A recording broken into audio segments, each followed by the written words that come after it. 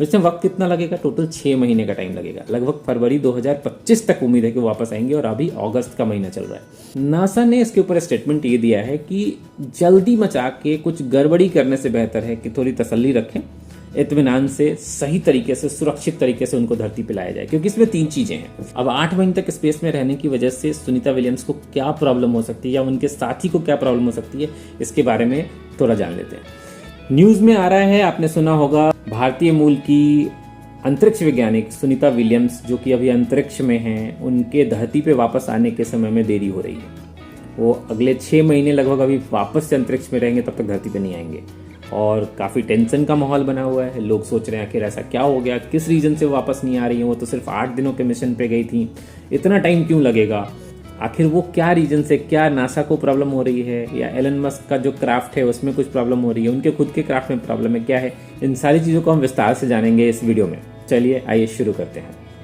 सबसे पहला विषय है कि 5 जून 2024 को वो 8 दिनों के एक्सपेरिमेंट के लिए स्टार लाइन के स्पेस क्राफ्ट से अंतरिक्ष में गई थी। नासा के स्पेस स्टेशन पे अटैच्ड है उनका क्राफ्ट और वहाँ पे वो एक्सपेरिमेंट कर रही थी और उस एक्सपेरिमेंट के बाद जो ऑब्जर्वेशंस को ले रहे थे उनको लेके उसे वापस आना था। लेकिन अब ये खबर आ गई है कि अभी वो वापस नहीं आएगी। ऐसा माना जा रहा है कि जो स्पेस क्राफ्ट यहाँ से अंतरिक्ष में लेके उनको गया है उसमें कुछ तकनीकी खराबी आ गई है। लगातार हीलियम गैस रिलीज हो रहा है और उसके अंदर वो कैपेसिटी नहीं बची है कि वो तुरंत वापस आ सके। तो अब क्या है उसका ऑप्शन ये है कि या तो पहले उसकी रिपेयरिंग की जाए वहीं पे दूसरे क्राफ्ट को भेज के और फिर वो वापस आए। दूसरा ऑप्शन ये है कि एक नया क्राफ्ट जाए और वो क्राफ्ट उसके साथ अटैच हो, उसमें वो वापस आ जाए। ये 2 तरीके हैं उनके वापस आने के। दैनिक भास्कर में जो रिपोर्ट छपी है उसके अकॉर्डिंग नासा इस पे काम कर रहा है और उन्होंने तकनीकी खराबी को ठीक करने का ऑप्शन बना लिया है। हालांकि ऐसा माना जा रहा है कि जब से ये लॉन्च हुआ था तभी से तकनीकी प्रॉब्लम थी, कहीं कुछ मिस्टेक हुई है। अब कितना सही है कितना गलत है वो तो नासा ही अल्टीमेटली बता पाएगा जब सुनीता विलियम्स को वापस लेके आ जाएंगे वो।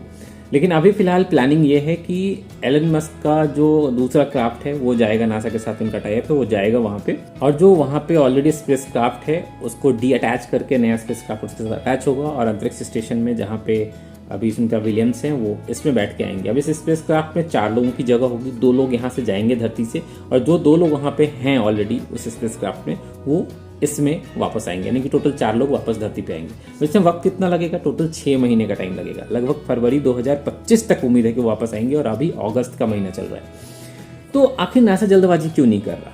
नासा ने इसके ऊपर स्टेटमेंट ये दिया है कि जल्दी मचा के कुछ गड़बड़ी करने से बेहतर है कि थोड़ी तसल्ली रखें, इत्मीनान से सही तरीके से सुरक्षित तरीके से उनको धरती पे लाया जाए, क्योंकि इसमें 3 चीजें हैं। पहला, D attachment from the space station. दूसरा, उसका धरती पे प्रवेश यानी कि अंतरिक्ष से धरती के वातावरण में प्रवेश। और तीसरा है सुरक्षित लैंडिंग।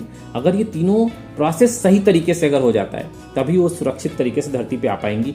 तो इसी चीज को ध्यान में रखते हुए नासा कोशिश कर रहा है कि पहले हम सुरक्षित तरीके से दूसरा स्पेसक्राफ्ट भेजें और उसमें सुरक्षित तरीके से उनको वापस लेके आएं।